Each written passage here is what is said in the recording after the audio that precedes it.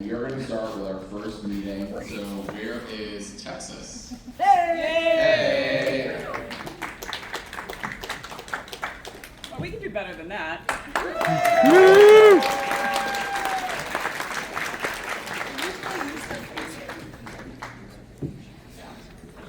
All right. Hello. Want us to shake it around a little bit? Just come on in. Okay, all right. Alan Wheat.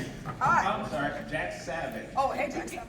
This is the last time you will see me in character as me.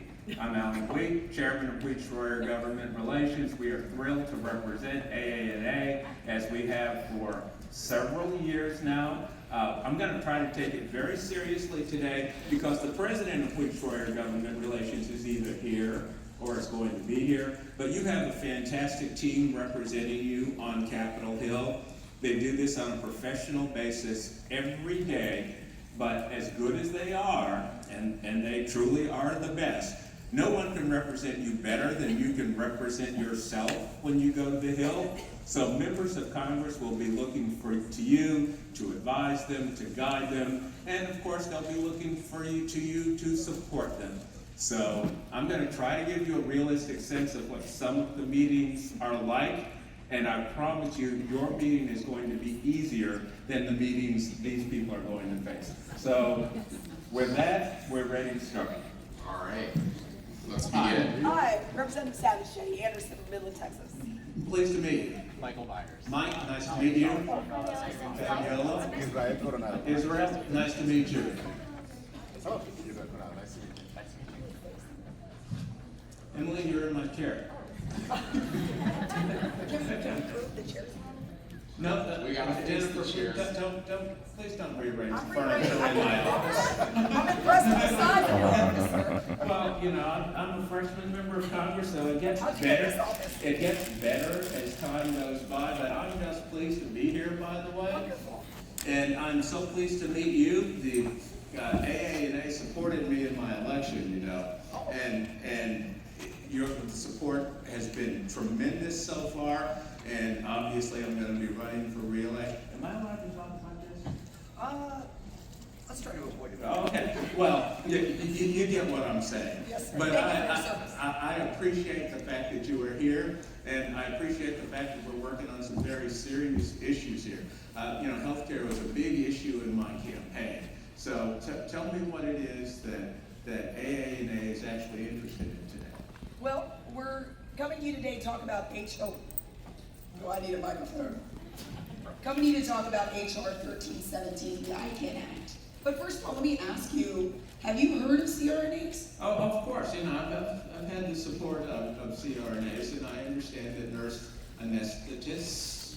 Very good. If you can say Methodist, you can say anesthetist. You know, I have never heard that before, but you know, It's catchy. I'm actually a Baptist, and you know, Baptist, and we don't need to get into that. But no, I've enjoyed the support, and I appreciate the information that's been provided. But I really want to hear a little bit about everyone that's here. Tell me your story, Yes. and tell me how you got to be a CRNA, and what you're here working on today. Excellent. So I spent half of my career, about 14 years, actually jumping out of helicopters in the snow. I was a flight nurse in Alaska. Really?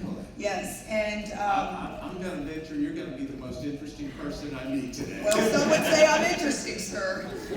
Anyhow, you know, I really loved emergent care. I liked thinking quick on my feet. And I got to the point in my career where I really wanted more of a challenge and to elevate my nursing practice to advanced care nursing. So when I looked at all the specialties, anesthesia was the only fit for me. And so I went to anesthesia school in my 30s, which was a little hard to go back to school in my 30s. And I loved it. I fell in love with it. And for the last 15 years, I've been practicing in nurse anesthesia. Let me introduce my colleagues to you. Okay. This is Dr. Michael Byers. Well, I thought we were just going to have nurses here today. Oh, tell them about your doctor. Well, we are all nurses. That's how we begin. We work we have a 4-year degree as a registered nurse, and then we work in an ICU. Following our ICU training, we go into a doctoral program where we learn to give anesthesia. Okay. So, but you're not a medical doctor then? That's correct. We are not medical doctors. Okay. Because Alan told me there are no doctors here. Stick to nurse issues today. So That's correct. all right. These Okay. are nurse issues. Okay. So I currently work in a large academic medical center in Houston. I serve as the chief CRNA in that facility. And then I also serve with Jenny Anderson on the board of directors for AANA, which is our state professional organization. And so yeah, we're here just to explain, be a resource for you for the ICANN and answer any questions that you have. Okay. Hi, my name is Fabiola Zinsmeyer, and I'm actually an SRNA, which means a student registered nurse anesthetist. I'm currently in school, and I can speak of how hard it was to get accepted into school. And my name is Israel Coronado, and I'm as well a CRNA. And we're here to answer your questions to help us with this House Resolution 1317. I think it'd be great to help constituents all across the United States to help remove access, this blockage of access to care, and improve that. Well, I'm not sure what you mean by blockage to access and care. I mean, aren't CRNAs pretty much certified to provide care everywhere? Well, absolutely, but there are differences state by state, and it creates a lot of confusion. So this particular bill helps clarify that, so that it unifies an approach on how we practice, so that there are no questions. And we can go into details about that. Yeah, please. Sure. So, one of the things that we see a lot is there's questions that are brought up in hospitals. You brought one up right now. Mm-hmm. Is there a doctor? I thought we were just talking about nurses and how do you practice anesthesia as a nurse. So, when it comes to billing, this removes some of those questions. So it clarifies that nurses can provide and can bill for these services that we provide. Mm-hmm. And that's all this bill does? CMS has outdated requirements of supervision. In 45 states currently in the United States, we do not have supervision laws in Do the you have state. supervision in Texas? We do not, sir. No.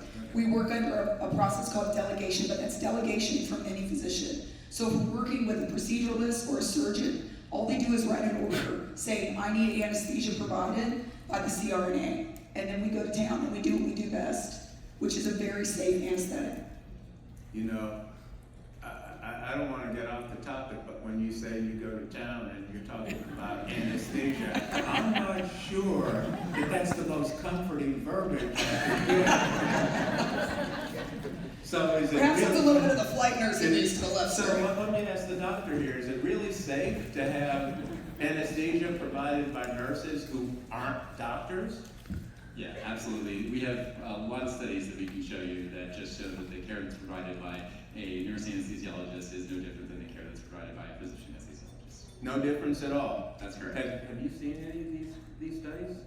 I have not yet, sir, but we actually had the anesthesiologists in last week who told us the Yeah, I exact remember. opposite. Yeah, I remember. The anesthesiologist said that under no circumstances, I mean, they were all for nurses, so don't get me wrong, because I told them I was a Advanced supporter of practice nurses. nurses. But they said under no circumstances should CRNAs be allowed to practice in lieu of anesthesiologists. It's interesting, did they quote any studies of safety? They had some that they had provided us. I went through some of their data and I had a lot of questions and I'm planning on following up with them, but we wanted to talk with you guys first to hear the other side. Thank you for that. Have you said you had some studies, do you have anything like that with you? Or did Yes, you sir. provide it? Who's got it in their bag? Just kidding. Yes, sir, we do have those studies that we can provide to you, and our DC lobby team can follow back up with you and make sure you get all the paperwork on that.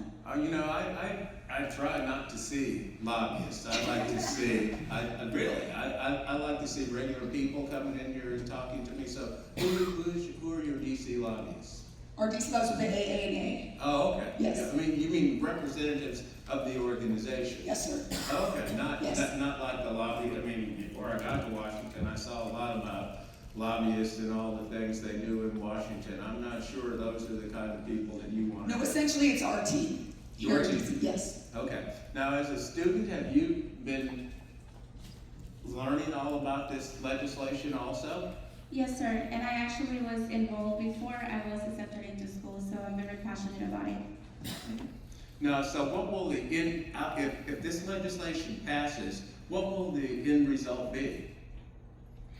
Increasing access to care, especially for underserved populations. So I can speak to that from experience. I come from a rural community, and I shadow in a very small rural hospital where I was able to witness 100% independent CRNA providers to my community, and that increased access to care to those patients that otherwise would have had to travel hours to get the access to healthcare that they need. Have you seen that, people having to go hours to get anesthesia care? I mean, so, I can speak that very personally. My father-in-law was diagnosed with cancer, and he actually had to travel hours to get the care that he needed, especially with anesthesia. And he also had procedures canceled in our big town because there were not enough anesthesia providers. have the others of you seen that also? Or, I mean, does this happen in a particular area, or? So I live in the Rio Grande Valley, which is the border with Mexico, and our area is heavily rural. And what we see is many facilities actually close down because they cannot get physician anesthesiologists to go and provide anesthesia. And many of these facilities have outdated rules that are following the current rules of CMS. And they bring up this question, so they'll say, you know what, we can't provide this access. So if something like this passes, this bill will help clarify that, so that CRNAs can provide the care. We're already doing in other facilities freely without any questions. You know, I wonder, because, you know, frankly, I'm not a big fan of this administration. Is this a problem that has been created by, and I'm not going to give the president's name, but you know who I'm talking about. Has this been created by this president? Is this a recent problem? No, sir. These are very antiquated CMS rules that have been in place for a very long time, over many administrations. Well, then why hasn't this been addressed before? I think that there's a lot of questions that are brought up every time you bring nurse anesthetists coming up to give anesthesia, and the argument gets lost in the language. When we talk about supervision, we talk about an administrative supervision, not a clinical one. We already have the data that proves our safety, that there's no measurable differences in our safety in providing anesthesia. So when these conversations are had, many times, like you mentioned, you know, there's an argument to be had that, well, under no circumstances should you allow nurses to give anesthesia. Well, we could look at the data. We would love to continue that conversation to show you the facts. Well, you know, I would like that. You know, I'm not from Texas, but are there CRNAs in my district also? Yes, there are. Do you think you could get them to come in and talk to me at home? Absolutely. And we probably should have said your state when we came in here and sat down. Well, no, it's fine, but It just naturally rolls off the tongue. No. You know, every member of Congress has a vote. Every member of Congress is important. I hope to be on a healthcare committee, so I hope to be addressing some of these issues. And I will tell you candidly, I haven't spent a lifetime in healthcare, so this is very helpful to me. And I know you're a veteran, sir, am I correct? That's correct. Thank you for your service. Israel is also a veteran, and these rules don't apply to our military service. What do you mean? CMS rules don't apply, although they practice independently. Well, you know, I fortunately I was never had any injuries while in service, but you know, everyone wants the people in the military to get the best care possible. I assume they're getting care from anesthesiologists while they're in the military. Is So that they right? get the best care possible by CRNAs. I mean, active, and so our armed men and women of the U.S. forces, they get care by many CRNAs working completely autonomously. There are many areas in the field that you're not going to have a physician anesthesiologist delivering anesthesia. It'll be only a CRNA. And so what's been the result of that? What are the outcomes there? Well, the outcomes is they get great care. And it's, No difference, there sir. are no No differences. difference. No. So you're telling me people in the military get treated by CRNAs, Yes, sir. and yet we have some kind of provision that says CRNAs cannot provide that same level of service to veterans once they're out of the military? Yes, sir. Many of our military veterans, CRNAs, actually enjoy still working with the veterans, and they go to the VA to work. And in the VA, depending on the individual VA, often they apply the same supervision rules. These CRNAs have come out of the military service doing independent care 100%, and then they're told that now they need to have this kind of supervision done. Well, that does seem like is that something we can sign on to, do you think?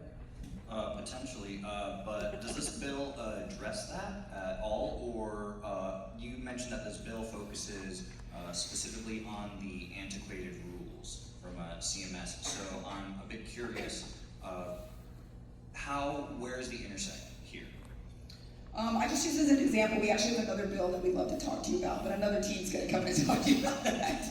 Perfect. Normally I go right into it, okay? Well, feel free. Yeah, Feel well, free. I don't want to step on the But, 18. well, I have another question too. Sure.